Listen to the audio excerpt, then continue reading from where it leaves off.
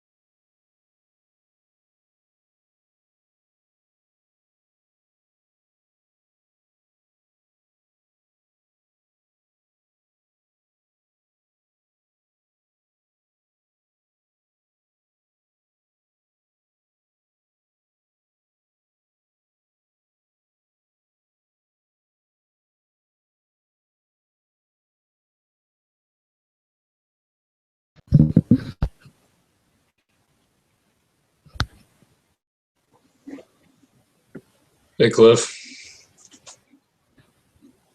Yeah, what's going on? not much.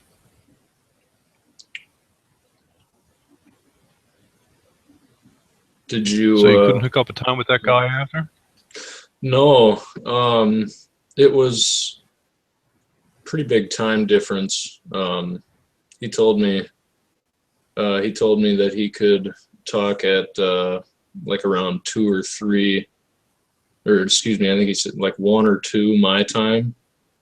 But I don't get off work until like I don't get home from work until about 3. And he was busy this weekend, but we agreed to like set up a future time and talk and stuff because he was happy to talk. We just couldn't work something out for the immediate time, like in a week or so or whatever. But Yeah, I'm on the coast here, right? I face that a lot, so it is what it is. yep. But yeah, he was grateful that I was actually interested in talking about this, though. He said he appreciated that. So um, yeah, I don't know. It's a pretty interesting concept, global seducer. Did you check out that link at all? Yep. Yeah, I don't know what was immediately obvious to me about it was it wasn't like anything that was just like a magic pickup line, or you know what I mean, or any like rules and such like that. It was all about like just being an honest and confident person and just like saying what you mean. Like it was obvious that it was based in a lot of psychology and that sort of thing, rather than just something that seemed to be made up. Don't you think that trivializes both parties, though? What do you mean? Like making that a significant purpose in your life. What making what a significant purpose? Like Seduction of women. So you like it's almost well, explain more what you mean. I guess I'm not following yet. Well, I mean, I went through, like, I have no issues with people wanting to have sex. It's a great thing. I fully recommend this wholeheartedly.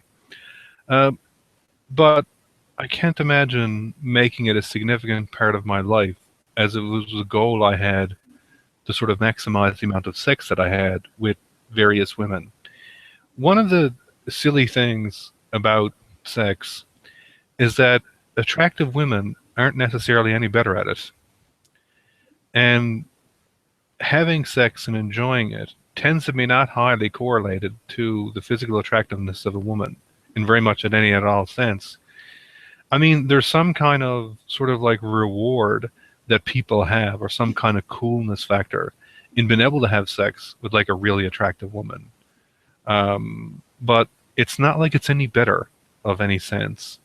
And I don't know, it would just seem to me to trivialize someone's life if that was to become like even a significant goal that they had, as in they would like, for example, some of what he said I think is a great thing to do in general, like to be in great physical shape, to be confident, to be able to speak what you want to say, approach people and have conversations are all, I think, great things to do.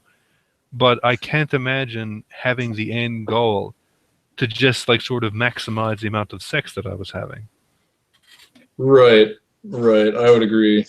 But he mentions a lot that he's not trying to say that his particular lifestyle is like the only way to go. I mean, he says what if you people can use my advice to whatever means, if you want to have a monogamous relationship, or if you want to, like find a girlfriend or whatever. And I'm not, I don't know.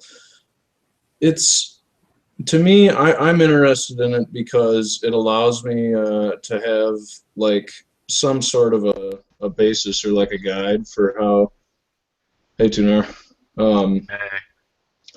it allows me to have like some sort of a good starting point for like talking to women outside of just random trial and error on my own, because after like I had a relationship with somebody out of high school, but then like after that kind of fell off, I basically had no, like I had spent like 4 years not trying to talk to women at all.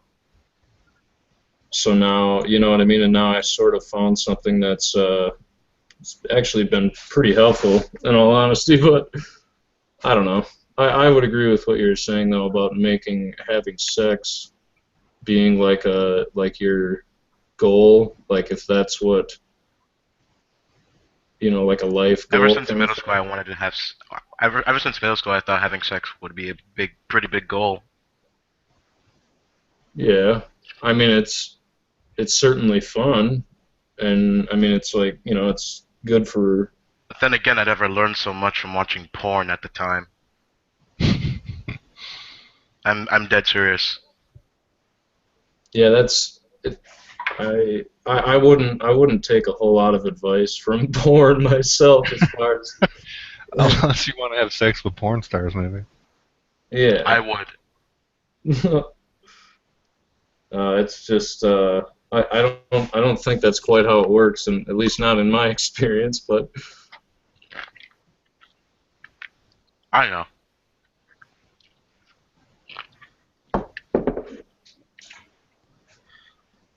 But yeah, the I don't know. It's an interesting perspective to me, Sebastian's. He seems to have like good and honest intentions, and I think a lot of the advice, particularly relationship advice, I think is like genuine and could be really helpful for a lot of people. It's better than Ten Commandments from the actual Bible that we have. Like Well, I mean, it beats the hell out of that. well, Yeah. not much that doesn't. But like the main reason that most people struggle with relationships is because of sort of something in their head that they set up, uh, which sort of causes them all this frustration and hesitation. I mean, like if you meet a guy, say two of us are just walking along, we start having a conversation or whatever it is, like it's a totally natural thing. You know what I mean? Like, guys don't learn how to become friends with guys. It just sort of happens. And why does it happen? Because you're just sort of willing to put yourself out there, and you don't really care what happens on the end of it. So you're totally yourself, and shit happens, and everything rolls along. But most guys, when they meet women, do like the exact opposite and work themselves up into like a big panic and start doing some kind of second guessing themselves to try to create something that they think the other person wants to see, which is a recipe for disaster. Like, just imagine if you tried to make friends with like dudes and doing that way. Like, it'd be nothing but a distorted mess of frustrations on both parties. If like you pretended to be interested in something that someone else was interested in just so you could be their friend and did all this kind of stuff. So most of what he says is like a very, if you think about it, it's how you would sort of behave with a dude if you were just trying to be friends with him, absent the sex part. Yeah, exactly. Because yeah, I mean, he mentioned that that's the exact sort of outlook that you need to have. Like that's it, just because you're talking to a beautiful woman, you that shouldn't cause you to like sweat and freak out and go into a panic. You know what I mean? Because we're all human beings. All human beings have the same inherent values. So why would you know what I mean, like put someone on a pedestal like that and make a huge deal out of it? Eh. Yeah. I mean, yeah, like about what you said though, Cliff. There's a friend of mine has been like notorious for doing this in my friend group, but like we'll be hanging out and everyone knows what my buddy's like, normally, and then as soon as like women are involved, he kind of turns into like a totally he starts acting differently. He's not as bad about it anymore, but in high school it was just hilarious. He would just turn into a Oh, I totally know what that is. like I a know what totally that is. different Chuck, but yeah. Well, I mean, you could Because see I that know in what that some is. stuff. A lot of people You can should see know what that, that yeah. is by now. I mean, there's lots of times, like there's a couple of really attractive women who hang out in this sort of God groups where people talk about Jesus and all that kind of stuff. And people will be having relatively, interesting conversations, usually like a room full of dudes. And one of these women comes in, and a lot of the dudes just lose their shit because they're like, there's a woman there that they can talk to. And in general, a lot of women don't tend to respond well to that. Right, right. I mean, it's sort of asking to be looked at in a strange way. Like if you just act like it's another person that's in the conversation, just like everyone else, which that woman would be, everything would roll along just fine. But I mean, it's kind of goofy. It depends on the woman too. I mean, like sometimes really attractive women can get aggravated when you make a big deal out of them being really attractive, because a lot of people do it to them, and there's maybe a lot more to them than their physical characteristics. But if that's all you see and all you focus on, it can aggravate those women. But for some women, that's a big part of who they are, and they want you to appreciate that because they go through tremendous effort, and it's a big part of their, personal character, the way they see themselves.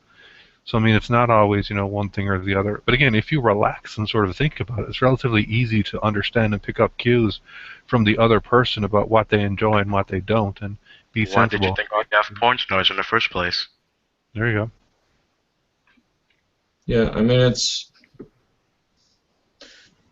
just some people I think have a lot of trouble for some reason, like looking at it from that perspective. I don't know why. I mean, I'll admit to having trouble seeing attractive women as like that in that light, that sort of equal, we're all the same light in the past. But I mean, it's once you actually start talking to them and put yourself out there, it's the exposure method of getting rid of your fears. I mean, it to me, it didn't really take that long, and now it's not too big of a deal to approach women like that or just talk to them in general. But I don't know, it's like,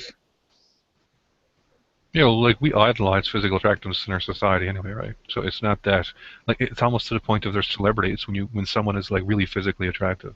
That's the way often people respond to them.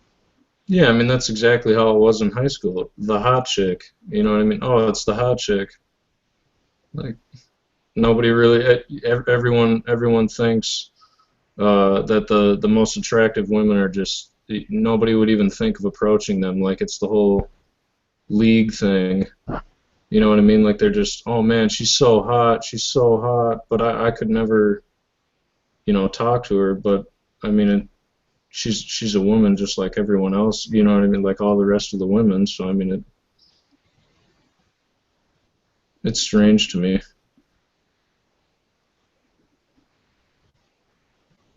What do you think about like what he was saying about in the inner game section of the website was something that was pretty interesting to me. That's kind of what I started looking into right away, because it was like it required you to like, which I do this anyway, but I mean, to be able to actually read these articles, it requires you to be able to like look at yourself in a critical way and like question yourself, which I thought was important.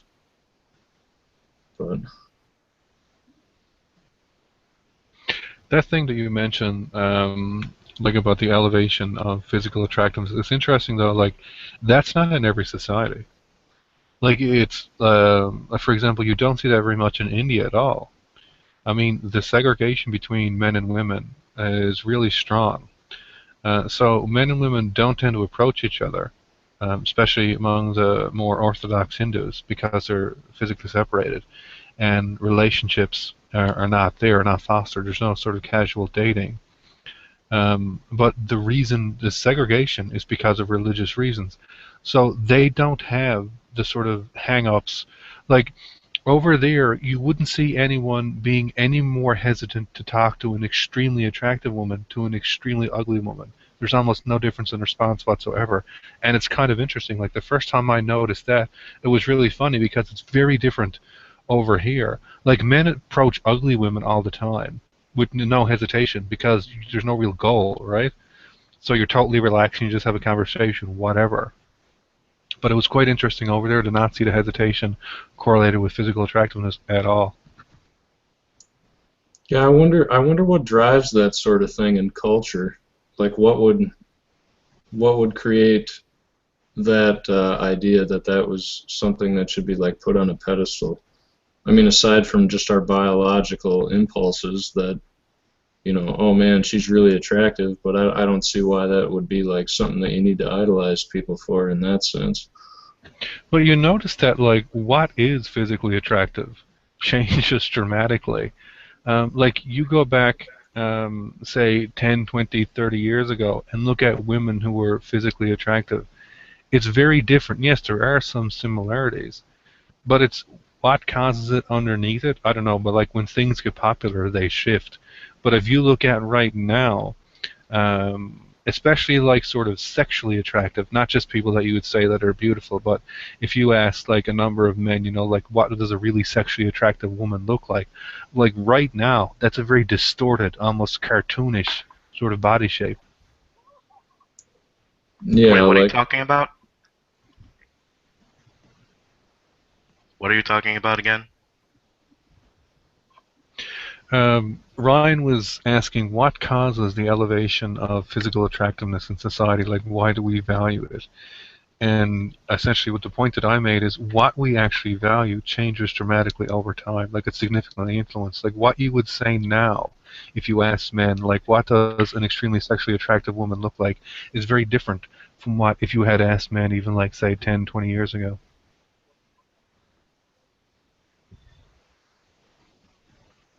Okay. Yeah, yeah, sorry, I just missed that a little bit. I was busy with something else. Yeah, like right I now wasn't proportions sure are I was almost cartoonish. what? cartoonish.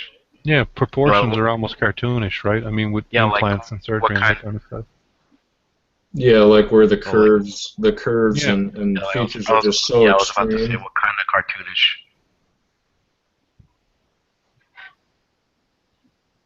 just like massively exaggerated, right? Yeah. All the Yeah, feminine there's characters. some people are. There's actually like people who are attracted to like animals with the same characteristics as a human female. Yeah, well, there's pretty much people attracted to pretty much anything. Any fetish you can put your name on, there's a group of people that are in with. Right. But like, Cliff, I think I've actually read that like in brothels and stuff back in the 1800s in America or whatever, in like the Western times, a lot of the men were into like bigger women, like women that nowadays would be considered obese, but like a lot of people were attracted to that back then.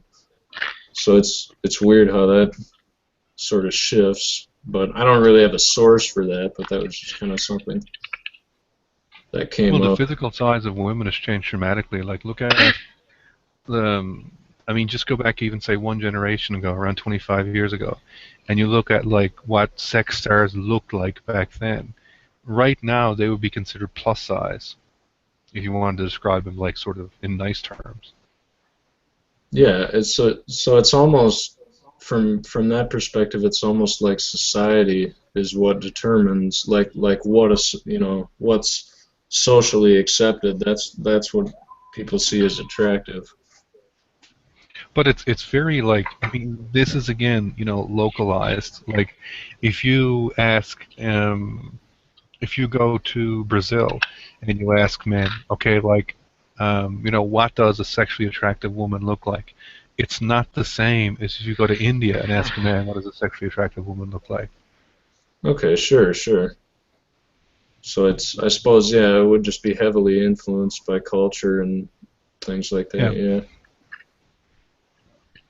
And even the people from different countries, look entirely different in a lot of cases. So I mean that's kind of a point too. Yeah, and I don't think it's like one thing, like I don't think there's this conspiracy of like three dudes who meet on a Wednesday and decide, what are women going to look like if we decide to be attractive. I think it's a conglomeration of a number of things. Like, it could be as simple as some actress gets really popular in a movie. She becomes, like, really famous.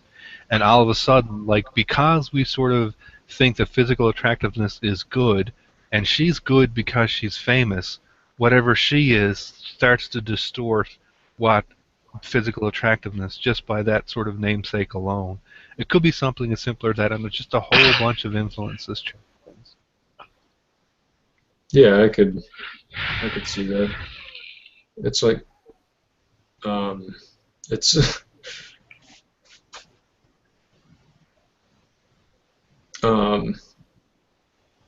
Oh my god. what? Nothing. Sexuality. What are those? How do they work? What? Sexuality. How do they work? Get it?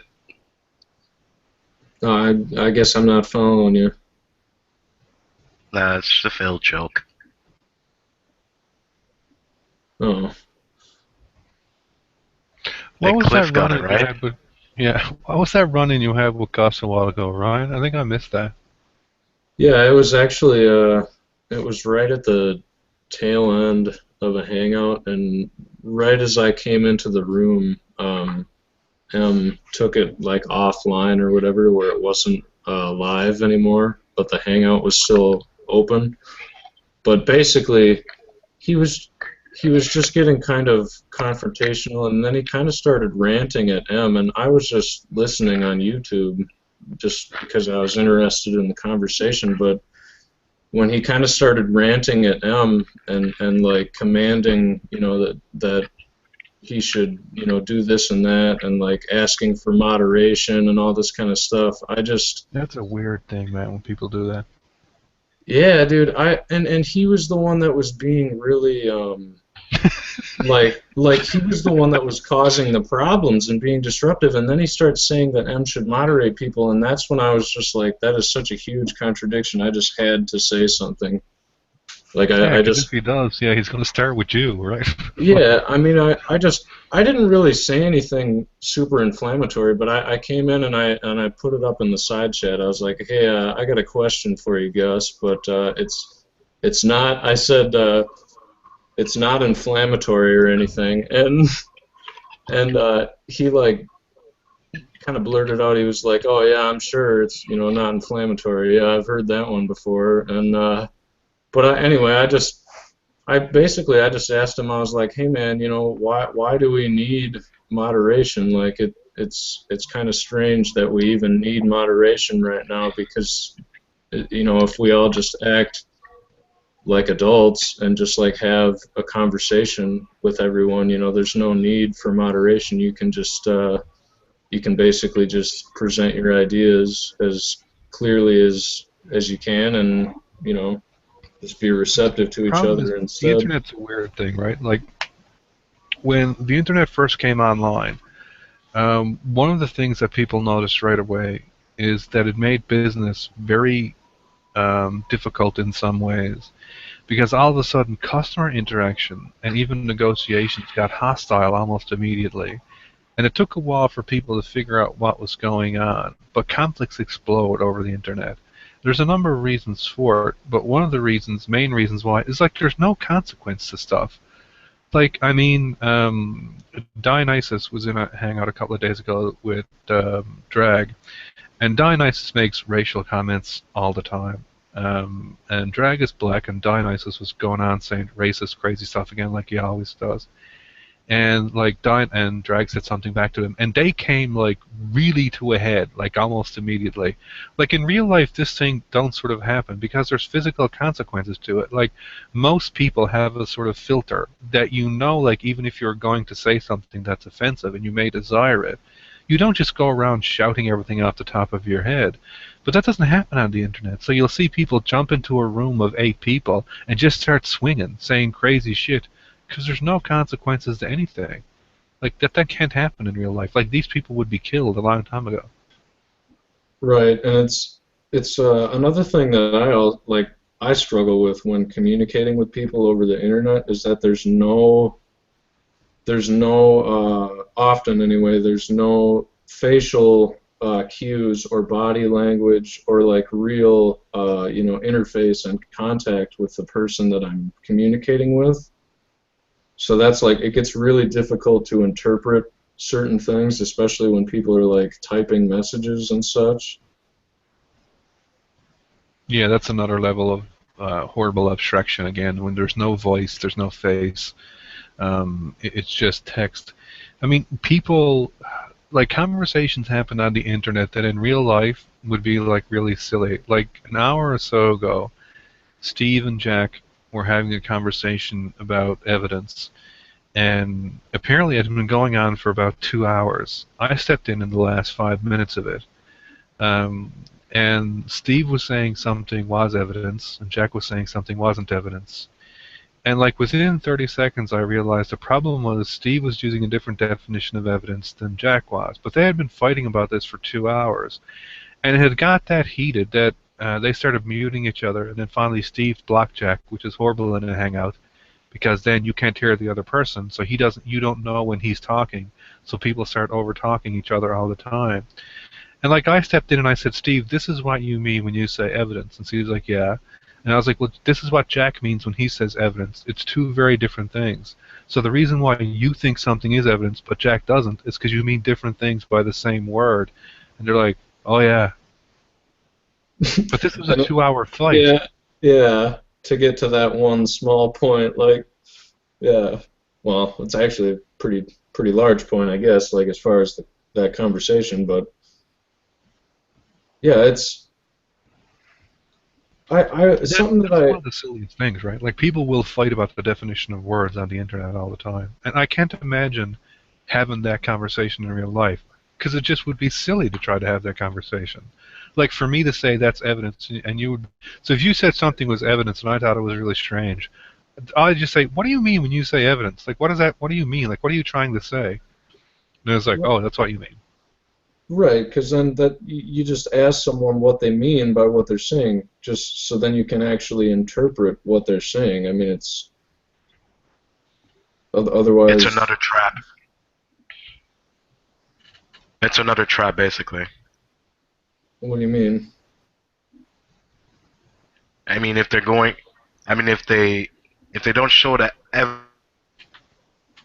and if you, and if they show evidence and you evidence, you're trying to interpret the evidence by asking them something. Well, and they're not giving you an explanation. Then that's just a trap.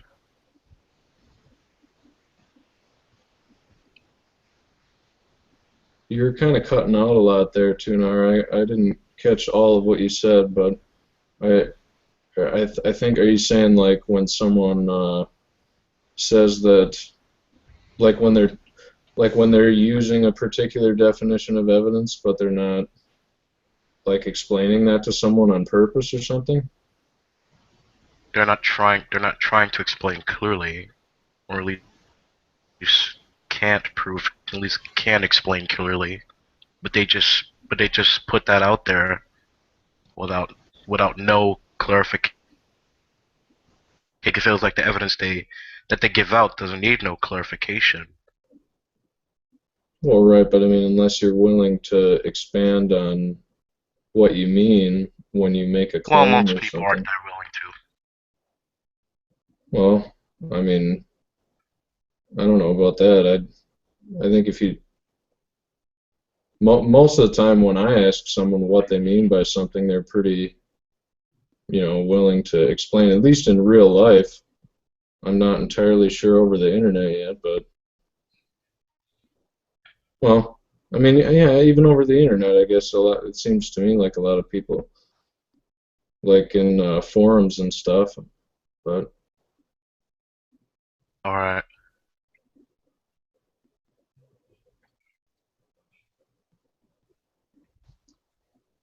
um,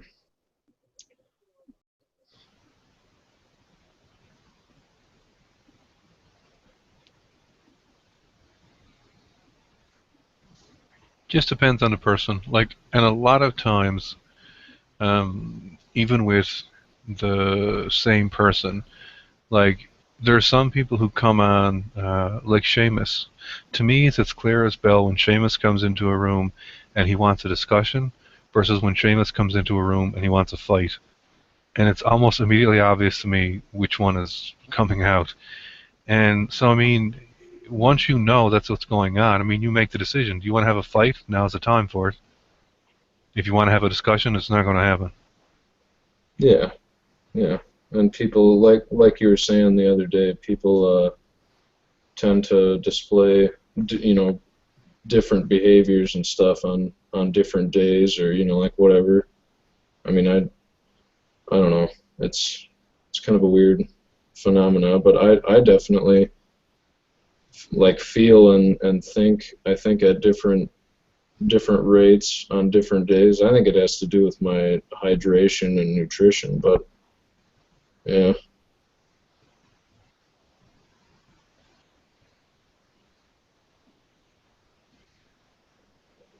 Yeah, so I mean, like, and there's other people that really, really like these confrontational sort of styles. Like Joe, a friend of mine, really likes debate.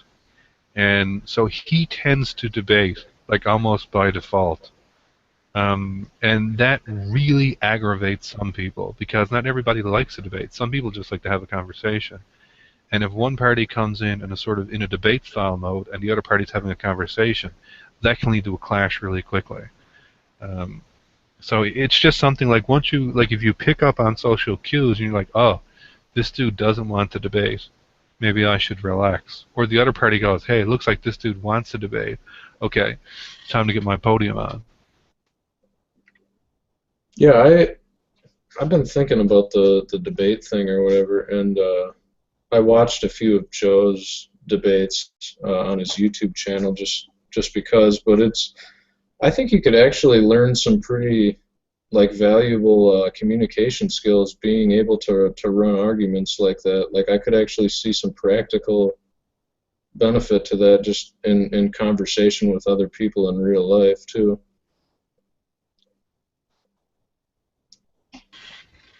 Debating is definitely a skill, and Joe does it relatively well.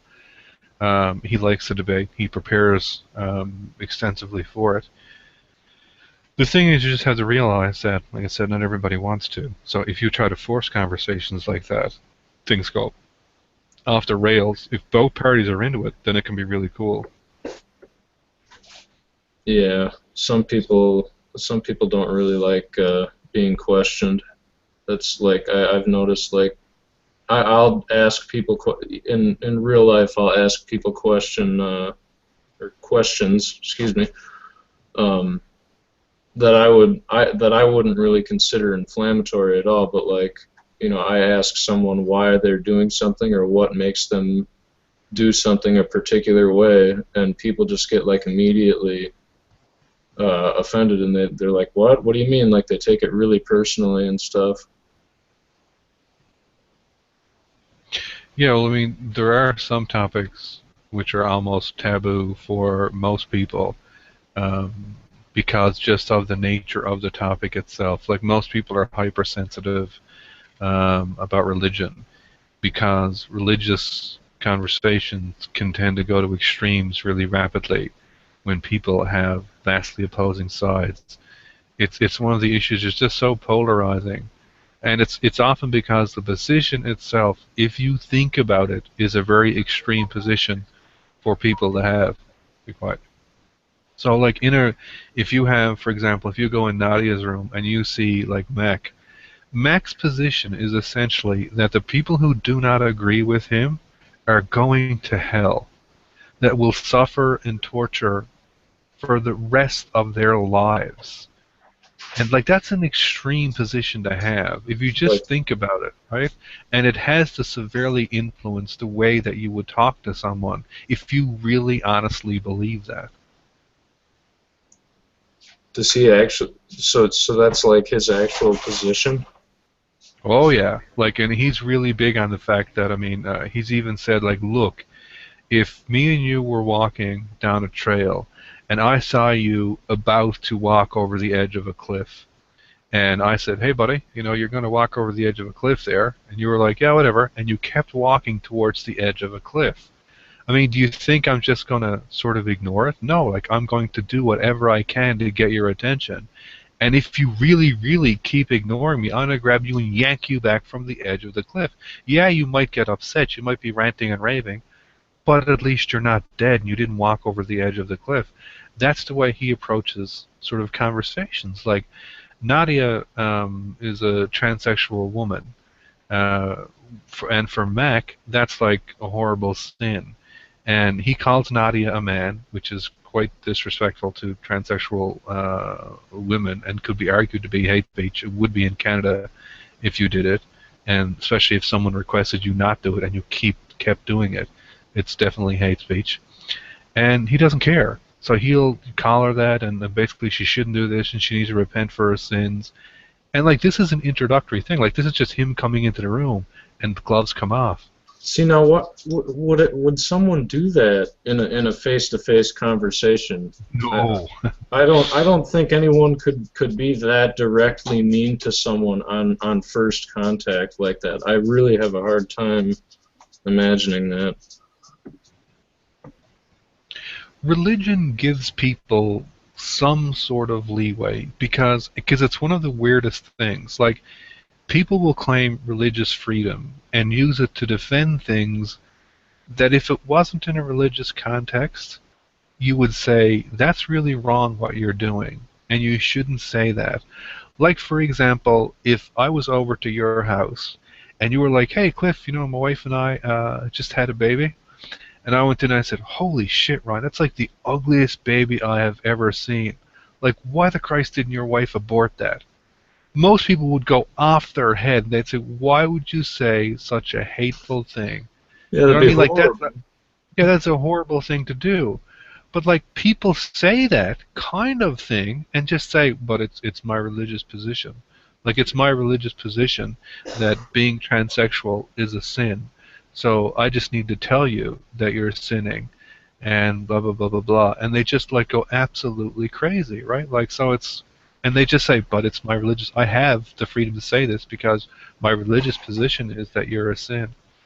And if I don't turn you around, you're condemned to hell. So I have to say these things to snap you out of it. Yeah, it's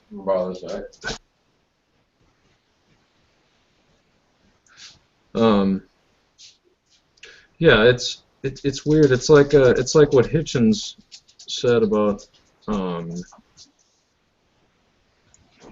on, sorry.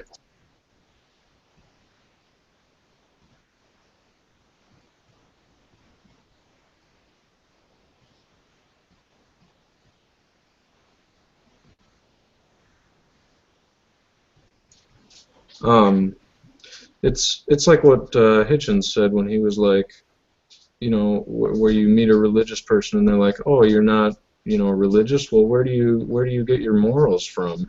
How do you know how to, act right or wrong or what? It's almost rude. It's almost like rude, but then they think that because it's in a religious context that means that they're like doing something good for the person. I don't know. That's kind of strange. There are some scary arguments that comes out of that. And I mean, one of the scariest ones is you could ask someone, so if you're more, and that's where they come from.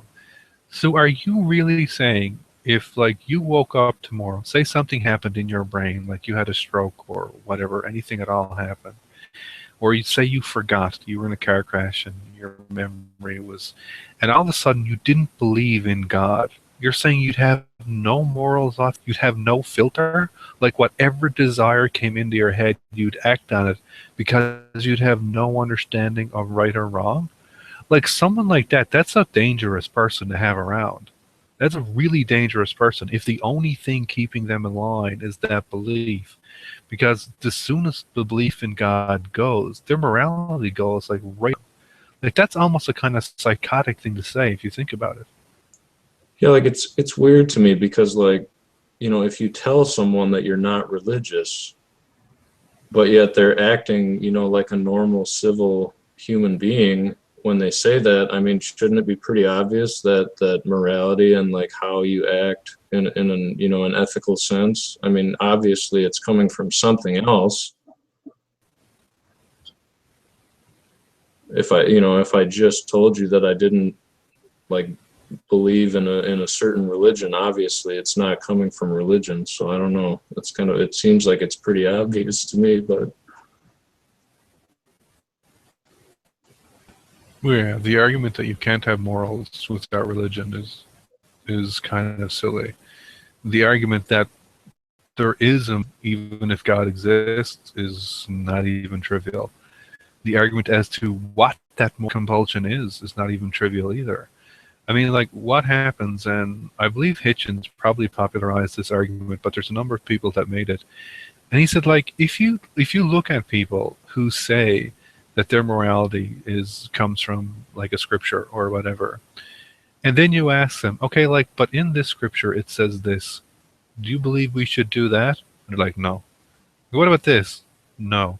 So it's obvious they're not really using the scripture. There's some other filter so that when it says, you know, if your child speaks out of turn, you should stone him. You're like, no, you don't really do that now. So there's something else. So there's very few people, like there's only a couple of people on G Plus who are theonomists. And they'll basically take the position that we should be living under Old Testament law. Like Rocco's one, Jimmy Stevens is another one. So they believe the Bible is literally true and that we should be living under the law as it is stated in the Bible. So like when you say to them, stone this, do whatever, burn witches, they're like, yeah. They're very consistent, but that's kind of weird, like just to think about that. yeah, I don't think I would ever be able to take directive from just a book like that. Like, I mean, obviously, you know, someone with that sort of worldview views it as more than just a book, but to me, I just look at it as just a book. So I don't. I mean, there are some good concepts in some of the religious writings, but I would never look to a book like that for, you know, that strict of in that strict of a sense. Yeah, the only thing that I would ever say to someone like that is, man, I hope you never lose that book, because you would be one dangerous dude. Like, could you imagine if my morality centered on a business card that I carried with me at all times? And this business card, which is what centered me with morality. But if I ever lost that business card, I became totally psychopathic. I had no moral compass whatsoever. Yeah. Like, that's a dangerous dude, right? Like, Yeah. you better make a couple of copies of that and laminate it and, like, clip it around your neck. And you would never leave that dude with, like, your kids or around your friends. You never go to sleep around this dude, because if he ever went to the bathroom and that card came out of his pocket, like, you have no idea what could go down. Right. Yeah, it's pretty goofy. So what do you think about evolutionary ethics? Like like a biologist you know, will look and say you know, that our social cues developed from like a need for that for our species to survive. Like it was just beneficial for us to be able to communicate as much as we can, and like to be able to think as much as we can, so that our morality sort of stems from that. It was just the things that we needed to survive as a social species.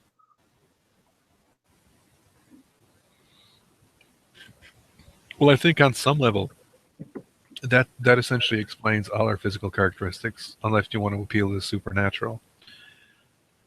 The interesting thing, I don't think, is the fact, like, does that happen?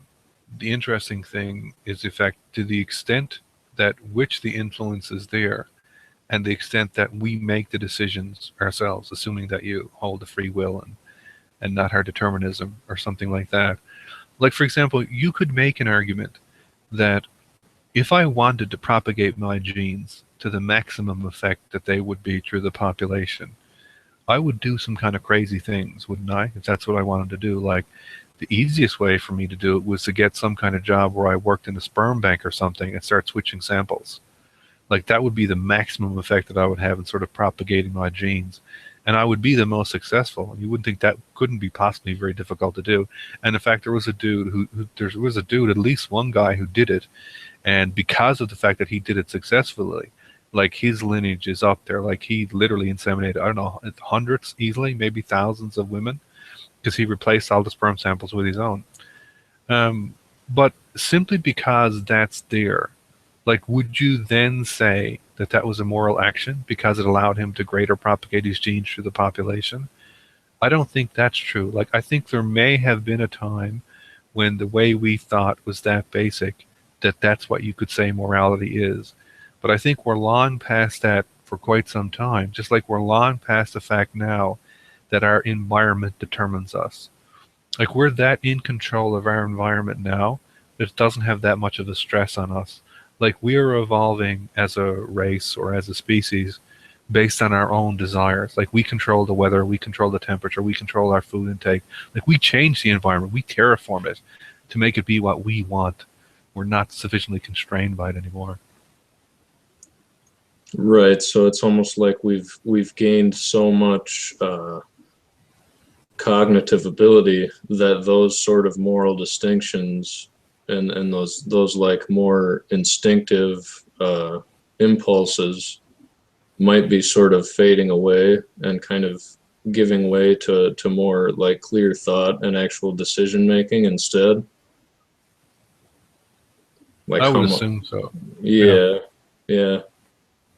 It would be interesting to really be able to put a good like kind of put your finger on where we are in that distinction, like how much of our actions are based on those sort of leftover instincts versus our thinking abilities. Do you think we'll ever be able to make that? There are some controversial questions right now, like that we don't have very good answers for. Like, how do you explain homosexuality under modern evolutionary theory? It's very difficult to try to explain. Like, there were some explanations that people tossed around, like, for some time. Like, one of the most popular ones was that, well, like, homosexuals obviously don't propagate their own genes because being homosexual doesn't increase the propagation of your own genes. Because, if anything, it would reduce the chance of that. But they made an argument that, well, what about if homosexuals were better caregivers to their kin? So that if you had a homosexual, like, in your sort of kin group, one of your family, that person raised the success rate of the family somehow. Well, their genes are kind of linked together because you share certain genetic characteristics. One of them, the homosexual genetic influence would be there. So maybe that's the way that homosexuality propagates itself. But recent studies have failed consistently to show that there's this kind of kin support. So as of right now, we don't have a very good idea for homosexual behavior, how to explain it under a naturalistic paradigm, the current ones that we have for evolution. But like anything else, I mean, science advances, and I'm assuming sooner or later we'll figure it out. Yeah, that is a sort of strange question. Do you think that people just discriminate against like homosexuality or religious affiliations and stuff? Do you think is that just part of our social like behavior, like the in-group out-group kind of thing? Like, to me, that seems to be obviously artificial. Like, even gender roles, I think, are completely artificial. That's something that's forced on people. I can't possibly imagine that's innate.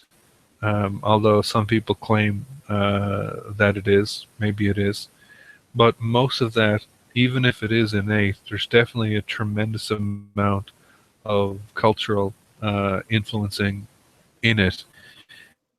And so, I mean, why certain stigmas against homosexuals is definitely simply because it's something that they were taught age, possibly based on nothing more than the fact that they're different.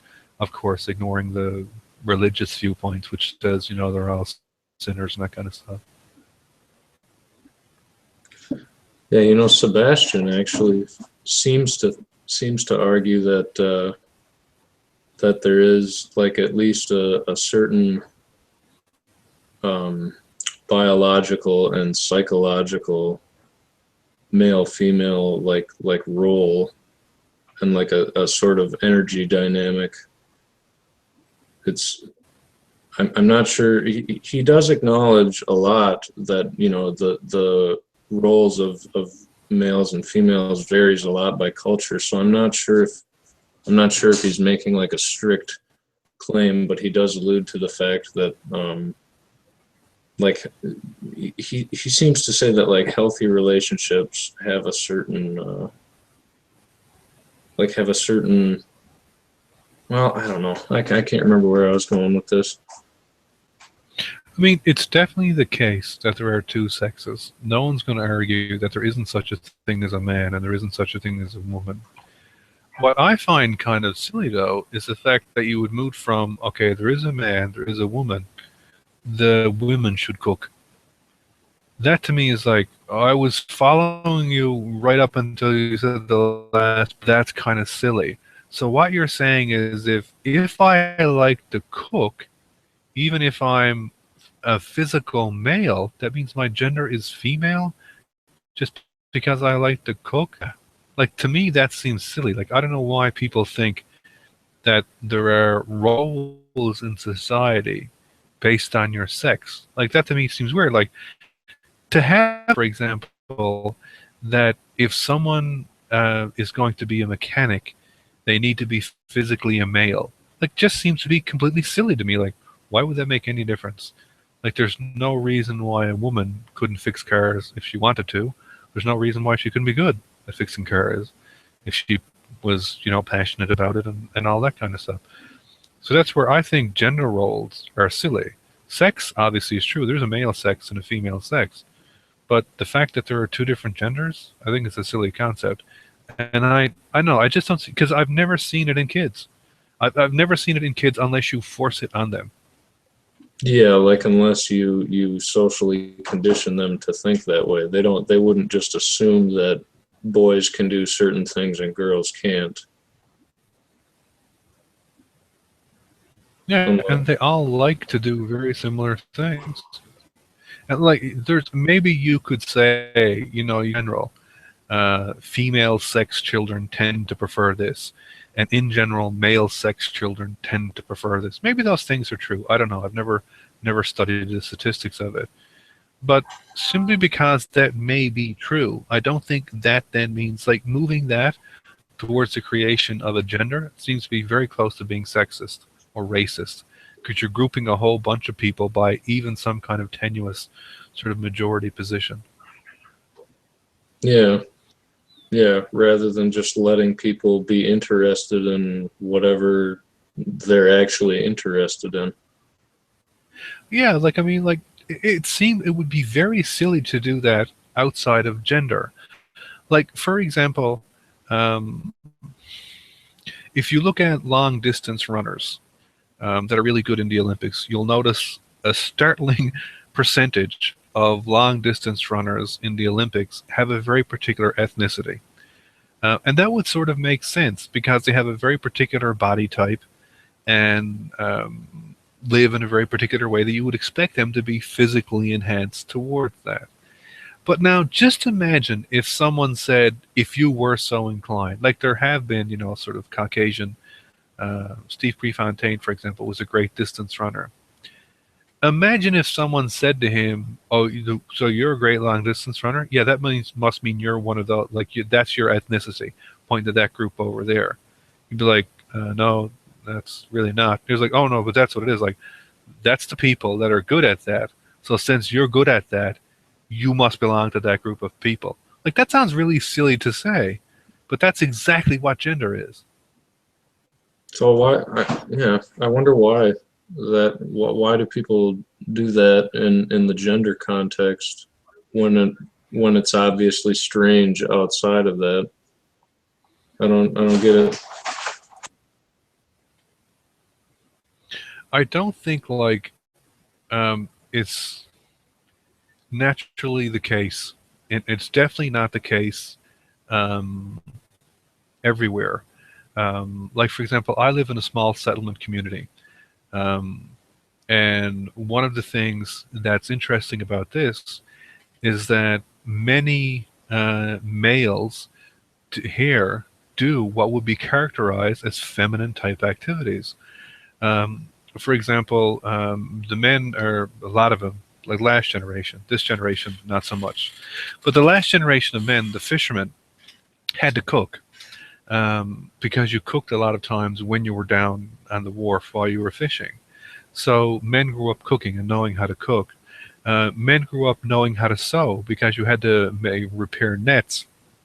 You had to repair your gloves or whatever if you had a run or whatever kind of shit, socks and that kind of stuff, and clothing. Now women did it too, but men did it like right alongside them.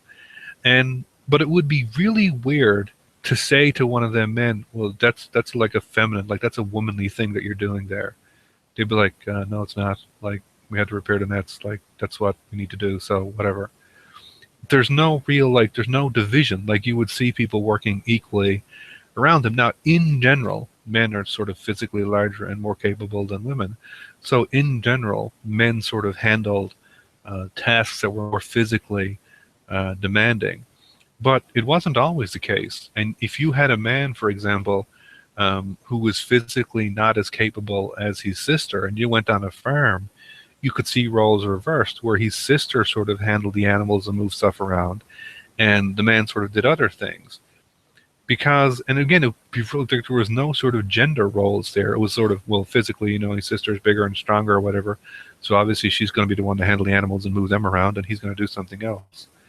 So there wasn't this kind of weird, like, gender sort of specific thing a generation or so ago. And I think it might be nothing more complicated than the fact that because this was a settlement community, you had like a bunch of people who came over here and sort of built a culture up around them without somebody sort of imposing all these rules on them. So what sort of happened was people did the things that they needed to do, regardless of if they were male sexed or female sexed. Whatever they needed to do, they. And to say like, well, you're like a man, so you shouldn't do that because that is a female thing to do, is a weird thing. Like it never would have happened.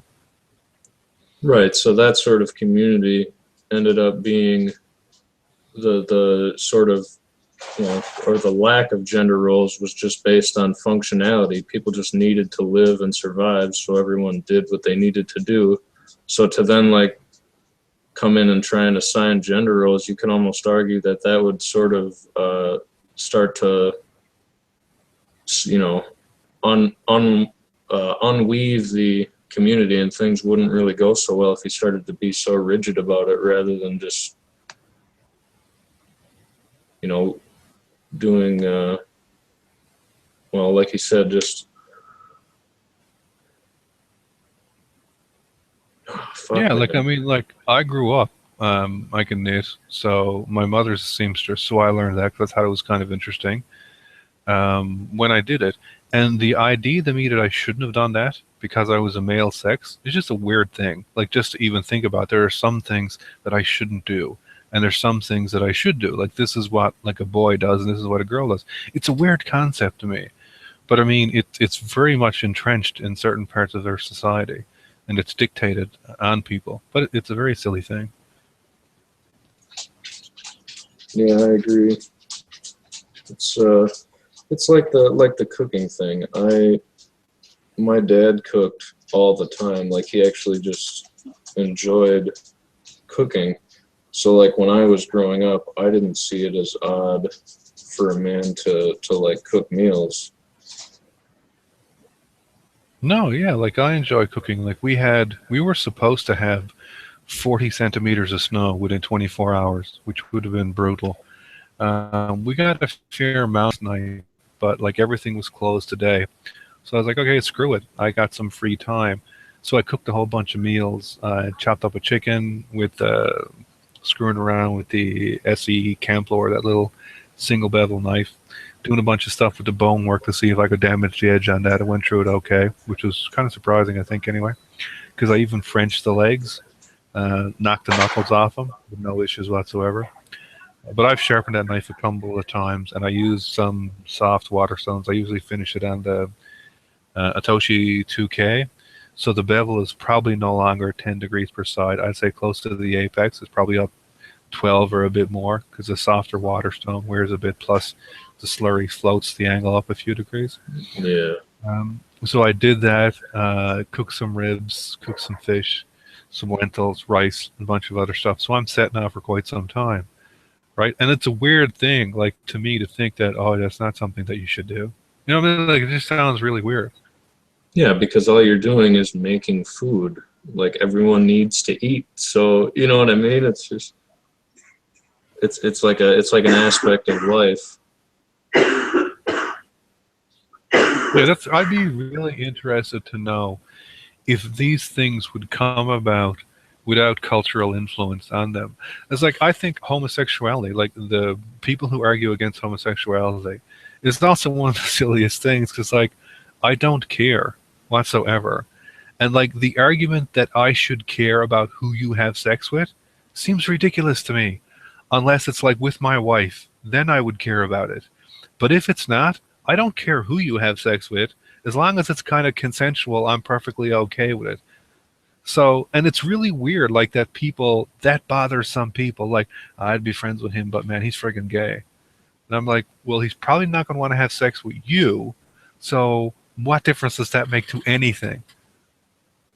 Right, that's homosexuality is always one of the weird things for me. Like, I just really don't care. Like, I just feel like people that are bothered by the way that someone else lives their life, and in that sense, like, people that get offended by that, they have to be, like, looking for something to be mad at or to, like, rant about. Because like, it has no direct influence over your life unless you, like, let it, really. But even then, it's not really, like, it's not changing your life at all. So why, you know what I mean? To me, it's like, why would I care either way? Like, as long as whoever that person is like happy and, like, lives the life that they want to live, I could care less. Yeah, it's like there's some ideas that are very weird, and that's one of them. Like the transsexual thing, I can sort of understand. There is an argument there. It's a very controversial argument, and there's a line where the argument can turn into hate speech quite quickly, and you have to be sort of sensitive that even if your argument is true, you need to be very sensitive of it. But the argument that a number of people will make is this: they consider people who are transsexuals to have body. They consider them to be the same as anorexics. So people with anorexics can have a very distorted view of how they look.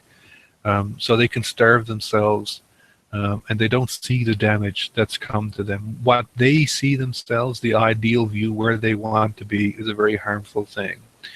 And what they'll argue is, well, what we do with those people is try to correct them, is try to say, like, look, you're perfectly fine the way you are. You don't need to starve yourself, and starving yourself is wrong, and you're harming yourself.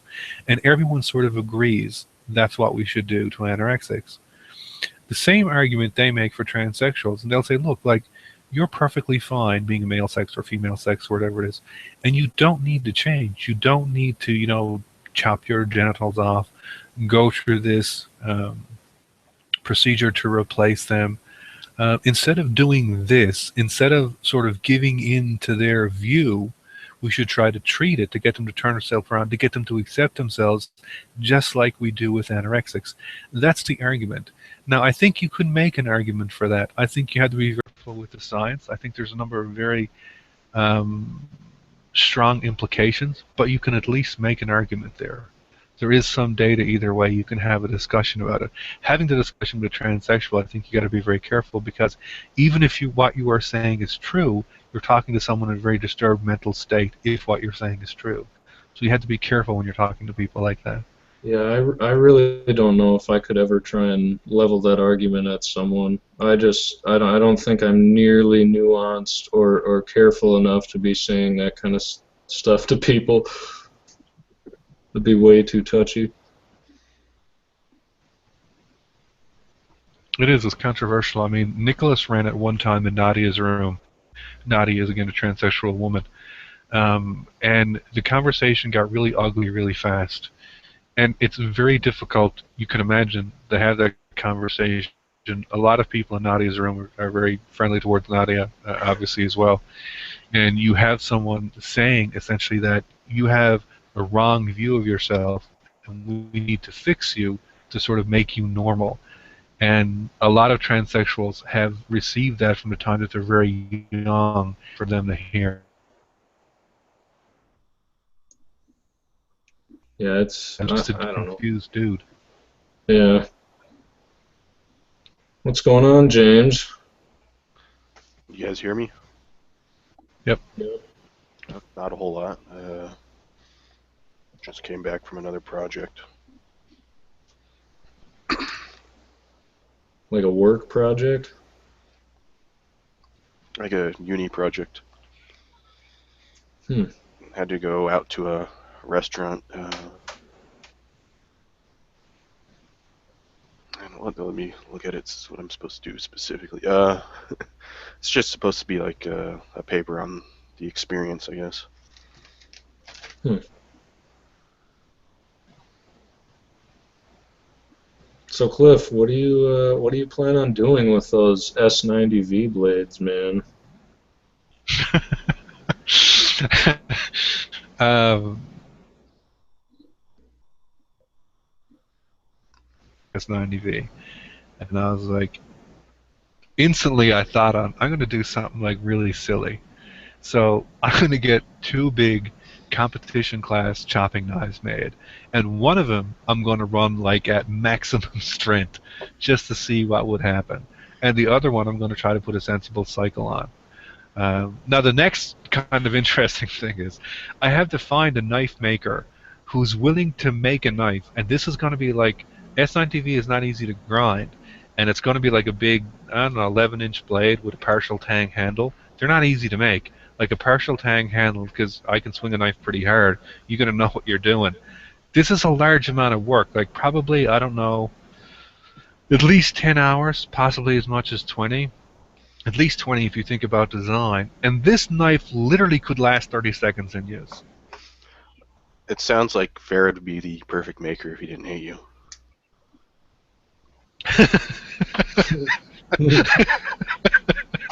Yeah, I don't know what I did to set that guy off, but he like really doesn't like me. Criticism. Yeah.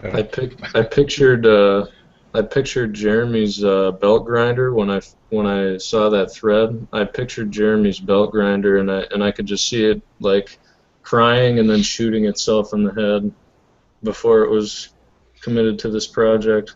That's got to be. I wonder how many belts he's gonna have to go through. A fair amount, man. They're big blades. Like one of them is 290 and the other one's 260 or something, and they're wide too, man. And he's doing like full height double convex, like dual tapers. Yeah, I mean, don't people go through more abrasives when they're grinding S90V on like a normal size knife, let alone a 11-inch by 2-inch piece of steel? Yeah, and like he's got to shape that tang, and ideally, I don't know if I'm going to ask him to do this, but the tang ideally should be tapered as well, which would make the handle insanely difficult to fit. So much work secured. Yeah. for something that's just going to explode as soon as you chop something hard. Yeah, this, like I said, literally could last 30 seconds. So we'll see anyway. It'll be entertaining. I don't know. I mean, it would. I would think it could probably chop clear white pine, like larger diameter stuff. I don't, I would see it handling that, but what would it do beyond that? Well, that's the thing. Like when I put it up on the forum, and everyone's like, well, why don't you take it to Mesquite, or why don't you take up Bones, or why don't you start throwing it around? I'm like, okay, we need to scale this back a bit because that's not where we're going to start. Because almost anything can have problems up there. I want to see, like, on the lowest level where this thing is going to give out, and it might be relatively fast. Yeah, to jump start on destruction type tests probably wouldn't be the the best way to go. The only good thing is we'll probably be out of winter by the time that I get them. Because I don't put like any pressure on people when they go to make stuff, and there's going to be a long project. So, because like if it's in winter, like if I get these in March, we get like -30 and shit. So stuff could go wrong really fast then.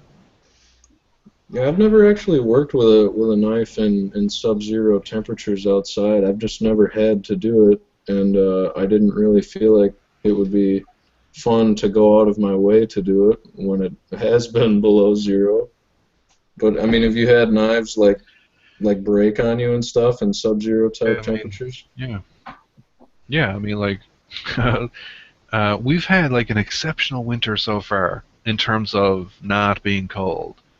We've only had one significant snowfall up until today, and like the coldest we got was like -15, which is nothing serious. But it's going to get colder. Like February, late February and March is where it sort of peaks. But I mean, we don't stay in, you know, from this hobby that's knife related. Well, then you're going to be doing knife related work in those temperatures. Most people don't design for it. I think Ron Hood was probably one of the few people that actually did design knives for that, or at least talked about it.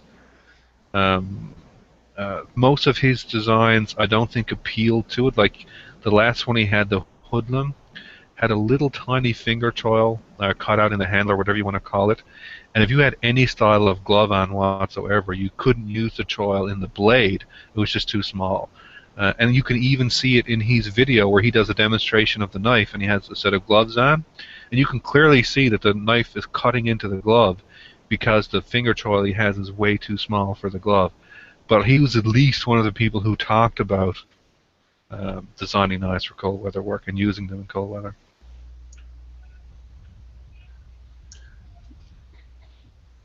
So what would something like S7 offer you over like a basic 1075? They're slightly stronger at the same toughness. That's essentially what the alloy does.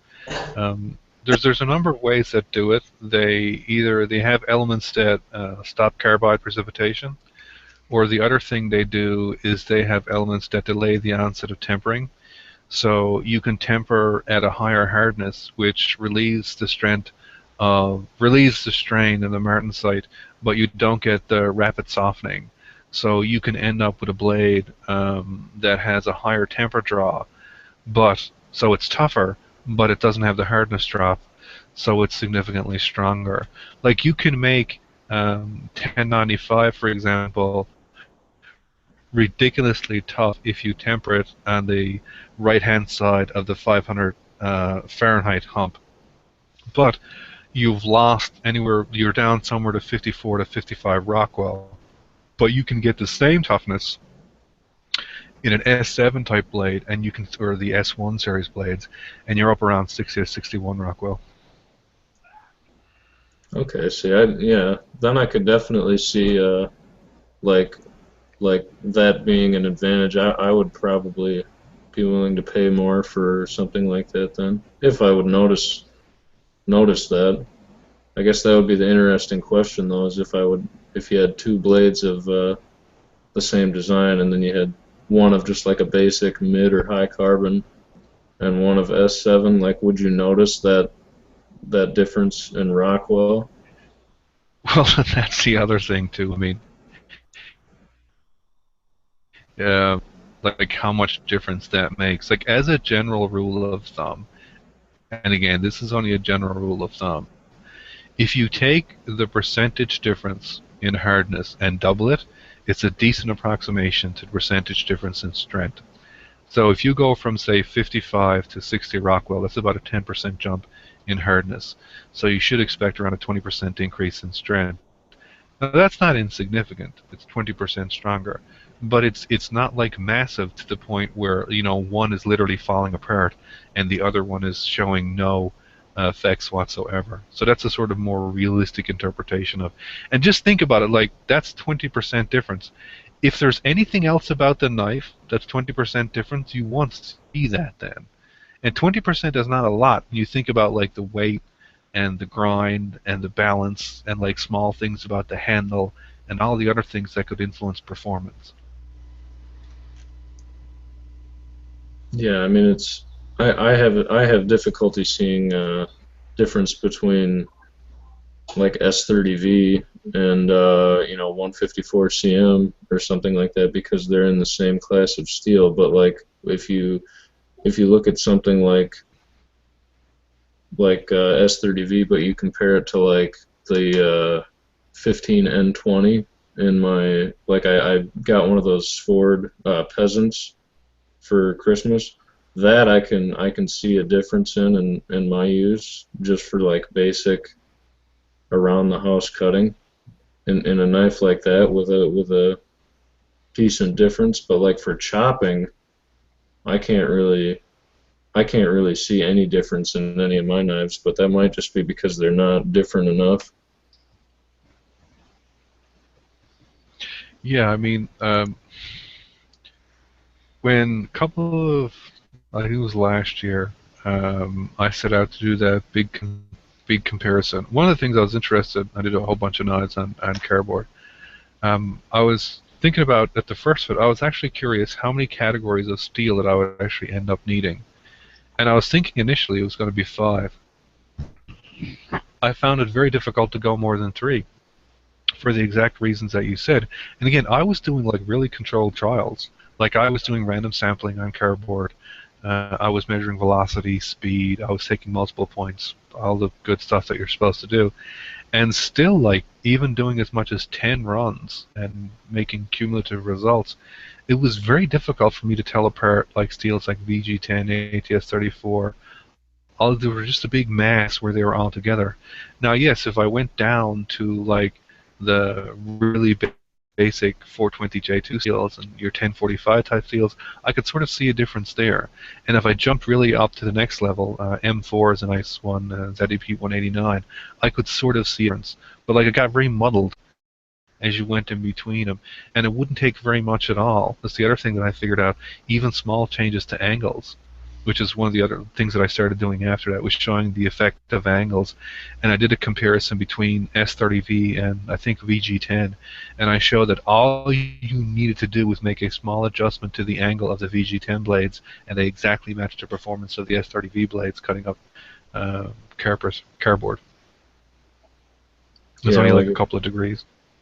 Yeah, and then that eliminated the entire difference anyway. What did oh, hang on a second.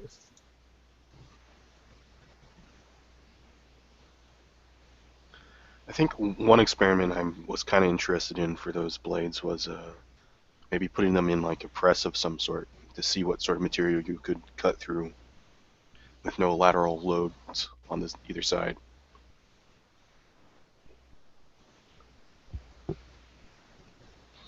For which ones? The S90V blades or just knives in general? S90V in particular, but really with any blade. Strider used to do that. They certainly popularized it. Like one of the things that some knife makers used to do was take their knives and sort of smash them into other knives. Now, that's one of the things that looks really impressive. But it's kind of easy to skew the results because all you have to do is make the edge on your knife slightly thicker and make the angle slightly heavier and make it blunt so that there's no sharp apex on it, and that the other one is slightly different, and all of a sudden you can chop big pieces out of it, and it looks like you're doing something absolutely crazy. Strider went beyond that, and they would take a knife there's a video, or at least I've seen pictures. They claim to have a video. I've never seen it, but it would surprise me, where they took one of the Rambo knives, like one of the early ones, like 2 or 3 or whatever, and they take one of their knives and they lock them. They lock the Rambo knife in a vise, and using a press, they press their other knife and it cuts right through it. And they're like, Strider chops up Rambo or whatever it is. But what you're seeing is that they had really high edge angles, like 25 degrees plus on their knives, and they had relatively thick edges and really short grinds, so that there's no way this thing was going to deform. And it was like 60, 61 Rockwell when Bose was hardening it, probably similar now. And of course, the Gil Hibben Rambo knives were 420, and I would say if they were much beyond 45, it wasn't very much. So of course Strider's knives sort of pressed right through it. But if you start slamming them off each other, you could get very different behavior, because all of a sudden you're taking toughness into account. There's all kinds of violent twisting, so different sort of effect. Yeah, I mean, I'm not interested in using it to cut other knives up, but maybe harder materials that you wouldn't normally be able to do by hand. I could have cut sort of like a granite countertop. Could have cut through a piece of granite, or could it cut through some other piece of ceramic if you used a press.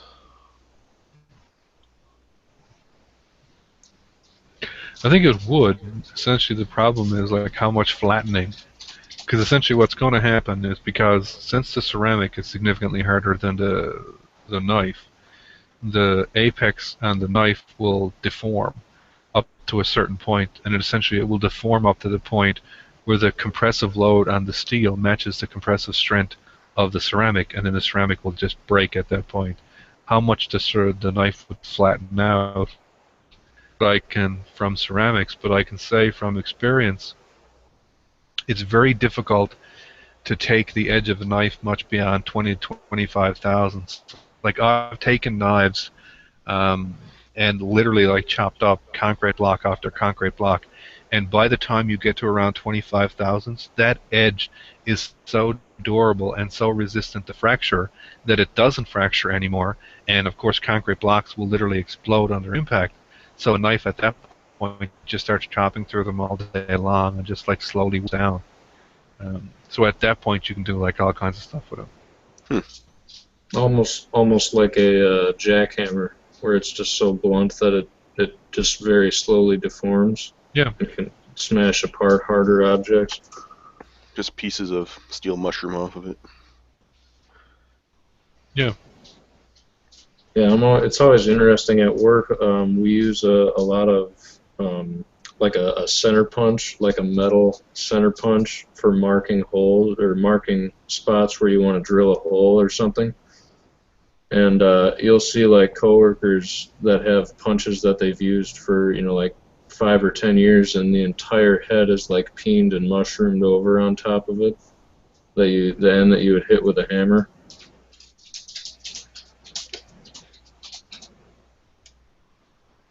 Yeah, that's the other thing too. Like, I mean, if you look at life cycles in industry, they're massive. Like tools in industry don't last thousands of uses. They last literally tens to hundreds to maybe a million uses. So that's one of the reasons why, like, you can often be weird. Like, you'll see like people in talking about knives and making a knife out of D2 or whatever it is, where you don't generally see that as an impact steel. But of course, the life cycle is completely different. Like most people don't use their knives that extensively, so there's not a lot of knives that take a million impacts in their lifetime. But for tools, that's not unheard of. Yeah, it's sort of the point that you kind of make about like people do things in industry a certain way because there's literally millions and millions of dollars riding on the fact that these tools need to be able to do their jobs correctly. So they actually look at the materials data and stuff instead of just making something because it sounds cool.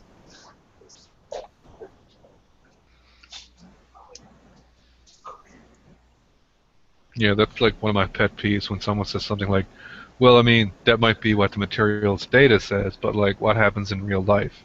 Yeah, you know, yeah. or what happens in the real world, right? Like, what world do you think the materials data is collected in? I think they get like this different experience when they use it in a knife, because how you use a knife is so much different than how it's used in an industrial application.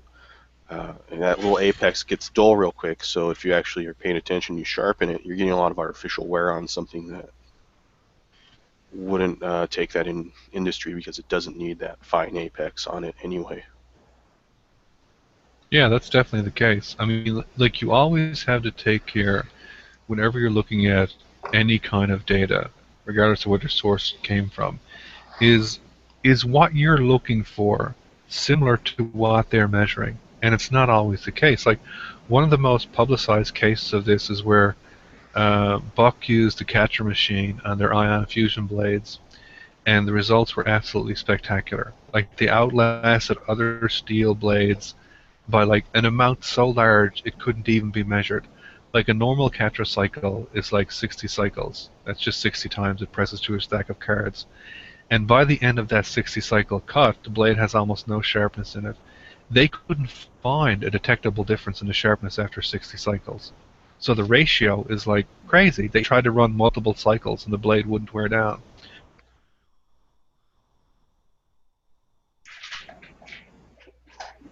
And then didn't they basically not, that ended up not being really valid for the market because people But don't, then they gave it to well, like people don't cut soft materials like that all the time. You know what I mean? The second the knife hits a hard object, all that advantage would be gone, right?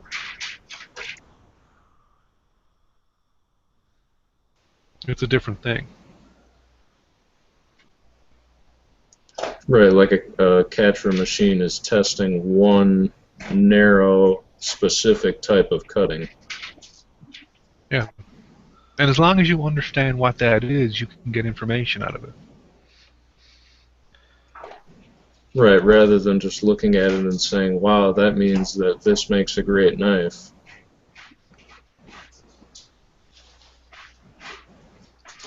Yeah, like if you wanted a knife to cut carpet for a long period of time, having a knife that had a very high catcher score would be a great thing. Because carpet knives can be used when they're really blunt. One of the things when I had a bunch of used carpet and I put up a few videos of it, I was absolutely staggered by the amount of carpet that I could cut with a knife as long as I ground it relatively thin. And I simply couldn't get the knife to blunt to the point where I couldn't cut carpet. But like, a long cycle for me was 1,000 cuts. If you think about it, that seems like a lot of work. But if you're actually working and that's your job, that's not a very long life. You know what I mean? You're cutting carpet like a lot. You're going to be cutting a lot of it. It wouldn't take you that long to do 1,000 cuts. But sitting there tooling around in your backyard, that's a long cycle. Like, one of the things we need to keep in mind is that in a lot of these sort of comparisons we do, even though we think it's a really long trial, they're really short for working blades. Right, it would be like if I was at work and I have to grind a 3 foot long bevel on the edge of a plate of steel, and I have to do that on like 6 or 7 pieces of steel, and I end up using, you know, 2 or 3 of those Cubitron or Cubitron 2 abrasive discs to do it. It takes quite a while to actually wear one of those down. Like, you really have to be grinding for hours and really leaning into it to actually wear those discs down all the way, even on like a high RPM air tool. So like after doing that for a while, I can get a feel of how long one of those discs is going to last me, and like what kind of pressure I need to apply when the abrasive is really worn, or if it's really sharp. But then like if you tried to grind one 6-inch bevel with one of those discs, you wouldn't really be able to draw that much from it. You'd kind of have to do it for a lot longer to see anything significant. Yeah, and that's one of the things. Like, you just really got to always keep in mind what you're doing and the conclusion you're trying to form. That grit, I got to make a video on that.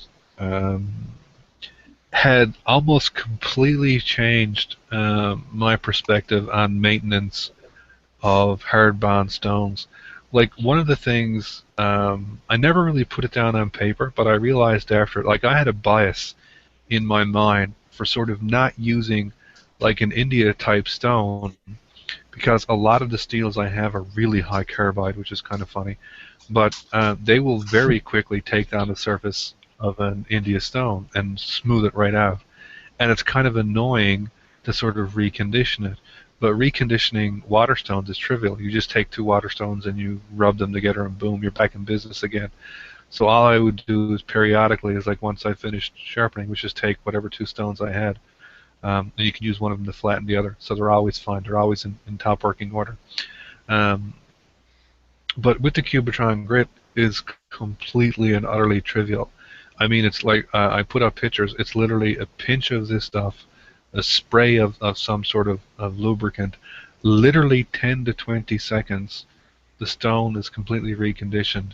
You rinse it off. Like, it takes longer to walk to the bathroom than it does to recondition the stone. It makes hard bond stones completely trivial to maintain. No, I wonder if anyone in the industry would figure that out, like that's like maybe small but potential market for that sort of thing. Because I don't.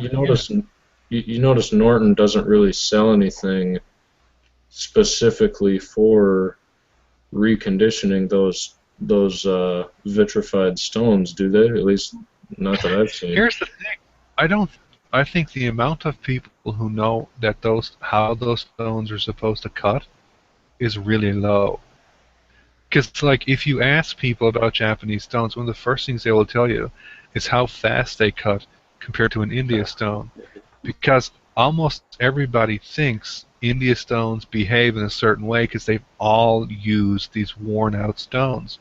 But if you take a freshly conditioned India stone, it cuts faster than a Japanese stone of the same grit, because a Japanese stone forms a slurry which slows the cutting action down. The India stone doesn't. The problem is that as the India stone starts to wear, the cutting rate keeps decreasing. The Japanese stones, because they shed grit, always stay at that same level. So in a short period of time, if you're working on higher carbide seals, the India stone will slow down, and it will be less than the softer bond stone. And I think that's what most people are used to using. There's very few people who know what an India stone is actually capable of cutting. Have you found any other uses for that abrasive? I haven't really been messing with it too much outside of just reconditioning those stones. That's what I've mainly been using it for, reconditioning, and the coarser one cuts fast enough that you could actually use it as a lapping compound. But I don't think you need to. That's the point. I mean, um, the reason why these stones develop hollows is because they're never conditioned, and they slowly over time just sort of wear down. But they take like a long time before they wear, unless, like I said, if you start sharpening something like 10V or S90V on it, you'll notice it rather quickly. But if you don't, the most moderate steels, like I was only conditioning 5,000 or so passes, and literally it only takes like 10 to 20 seconds. But if you do that, the surface is maintained continuously flat, right? Yeah, you just preventative maintenance. Yeah. India stone's just aluminum oxide, isn't it? Yep. I got one of those crystal Almost most stones are. There's very few stones. What? Yeah. They're silicon carbide. Well, the crystalline They're ones? silicon carbide, but most stones are just aluminum oxide. I think so. Yeah. Yeah. There's not a big difference between aluminum oxide and silica carbide as far as hardness goes. I'm guessing the geometry of the crystals is different, maybe, but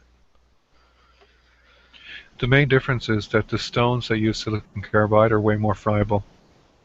Like if you take an aluminum oxide stone that's really friable, you'll notice it behaves very similar to it.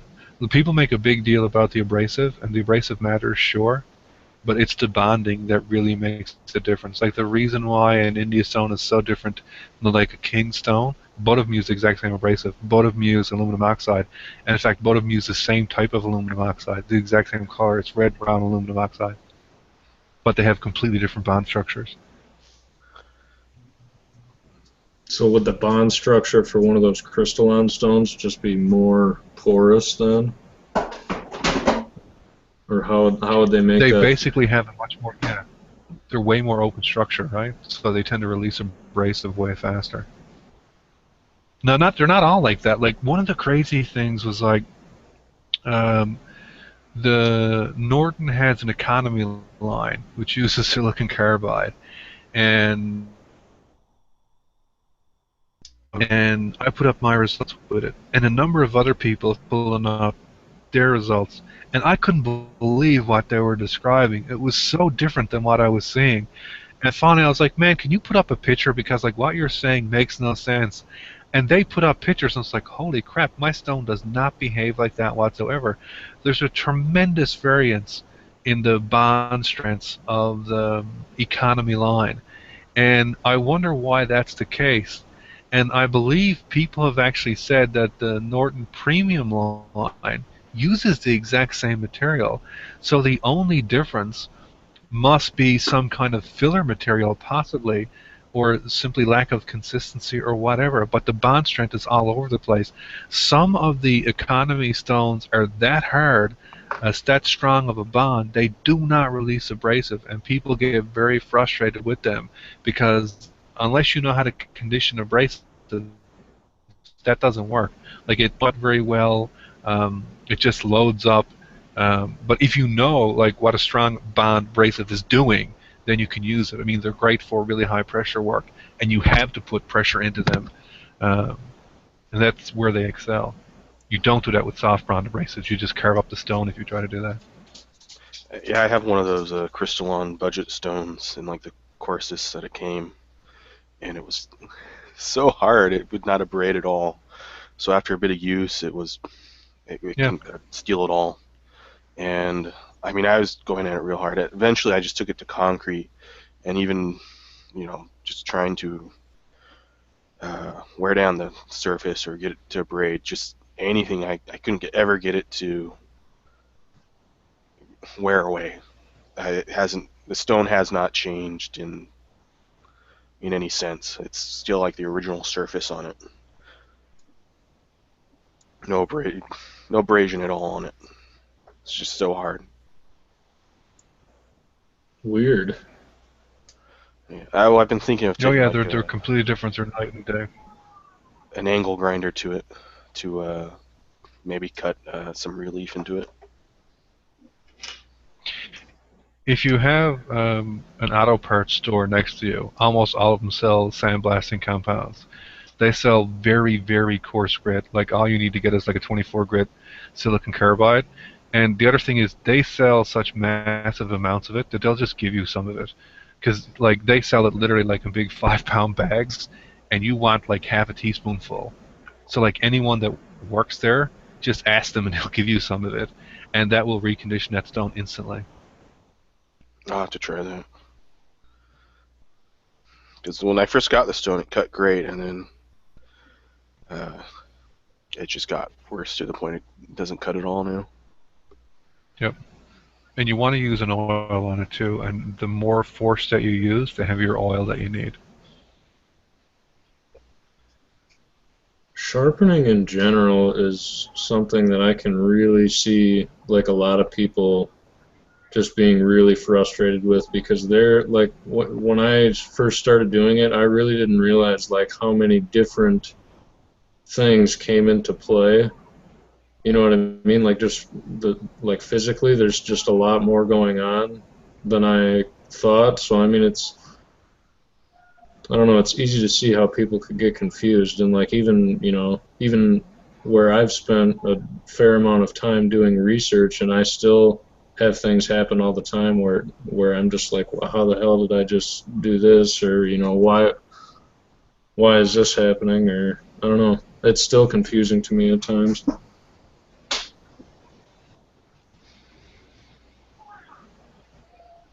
A lot of it is due as well to the way knives are made now. I mean, like, the most common knife steels now are extremely high carbide, over 60 Rockwell, so it takes a bit of work to grind the steel down. What makes it even worse is that most of the edges are put on by hand, so the angle changes along the blade, and it's usually different from one side to the other.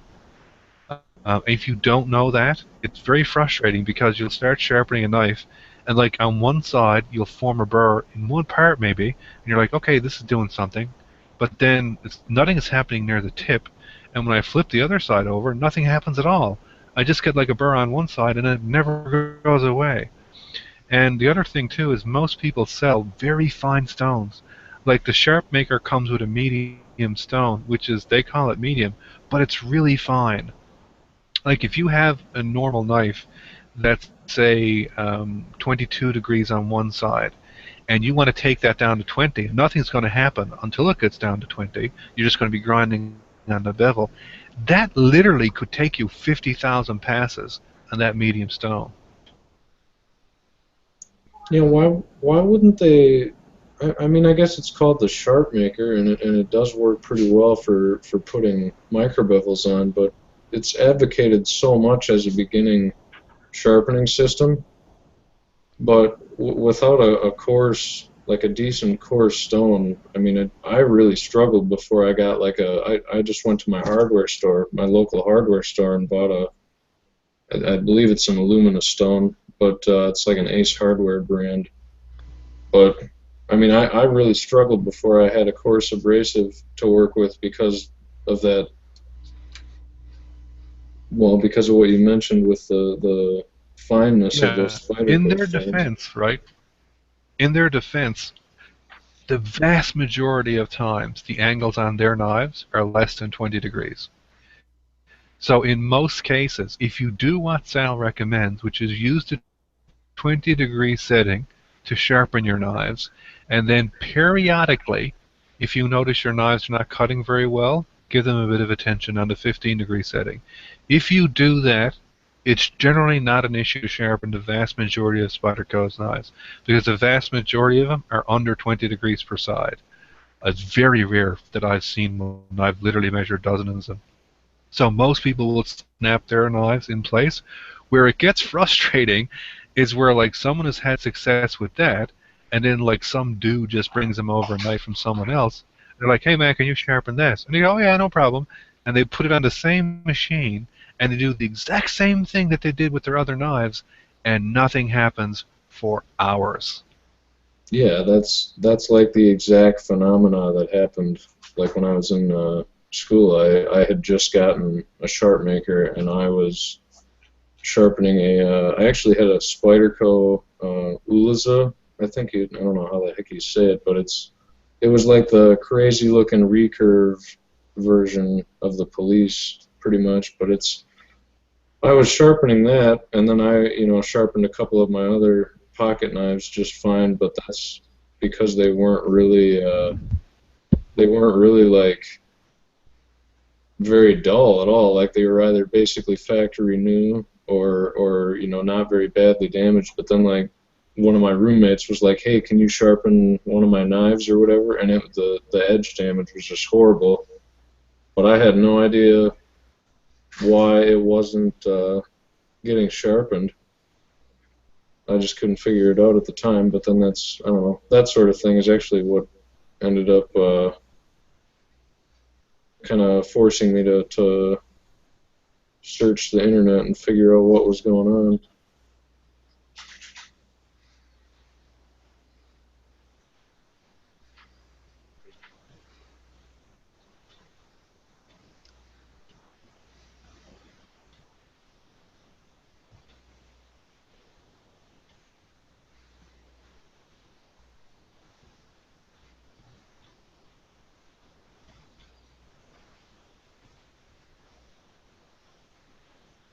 what are you up to, James?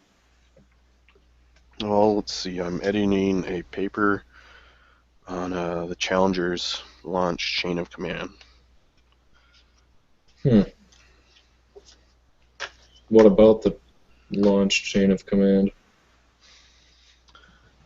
Yeah, there's this breakdown between like communicating the issue and basically allowed management to kind of just ignore the problem.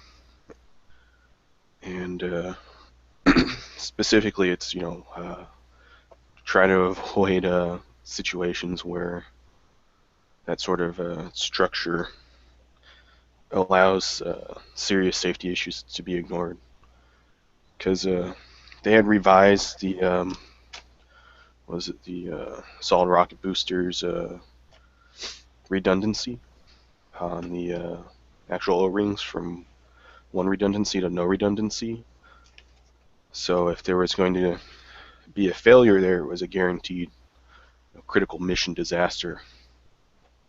And they knew that 6 years prior to the launch. And even in '79, they knew that their design for this O-ring was pretty out there. Or rather, not the design of the O-ring itself, but just how they were using the O-ring was something the company that made the O-rings had never even seen before. So you're kind of outlining the whole process behind like what happened and what allowed that I guess tragedy to like occur, despite the fact that they knew that there could be a real serious problem there a long time beforehand. Yeah, because like they had like a window of temperatures that they had launched in where they knew they could get by without a disaster, and that stopped at about 50 degrees Fahrenheit. And the temperature that day was like below freezing. Also, so whatever the O-ring material was probably stiffer and not quite pliable enough or something. Right. But the thing is that the engineers that worked for Thiokol, they couldn't convince their management that launching outside this or in this temperature range would guarantee a failure, because they didn't have, they just had an issue getting them to realize that. And they had done all these launches in the past and it had gone okay. So the management just kind of ignored the engineers after initially, what was it? The contractor had said that the launch should be postponed, but NASA was like, "What? Why? We never had to postpone it because of this issue before." So they looked at it and they basically got the contractor to go back and second guess themselves. Interesting. But then the issue, because of how that was structured, like the guys that came after, so like you had like the contractor telling like the level 3, what was it, project manager, like, we shouldn't do this, and the project manager tells them to go back and double check it. They come back and tell them it's okay. Project manager doesn't even mention anything to the next guy in the chain of command that this was an issue they were considering. So that very serious issue never even got passed up for consideration. It just died on the floor there. Weird.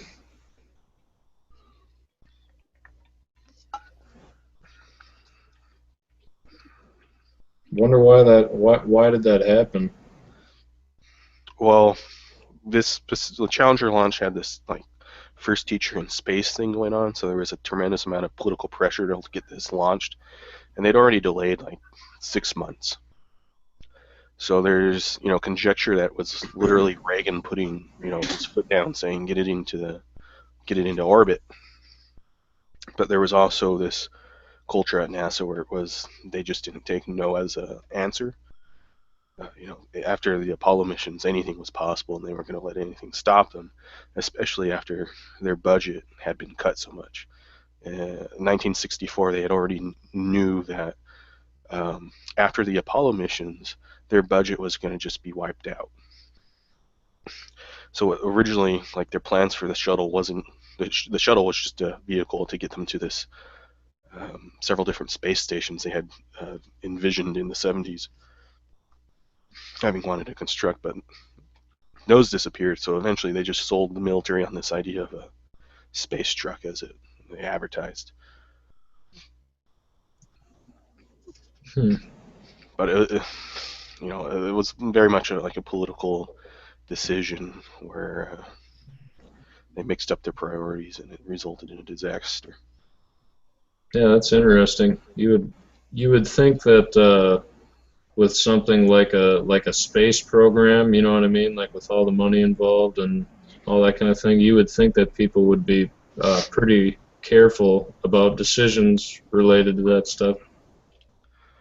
The other part of the pressure is that every time they delayed a launch, that was costing them probably millions of dollars. So you have to have a pretty good reason. And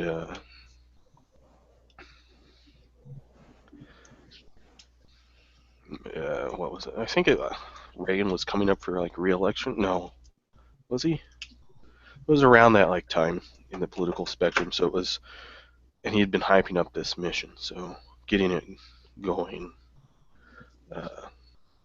took priority over this safety issue. Yeah.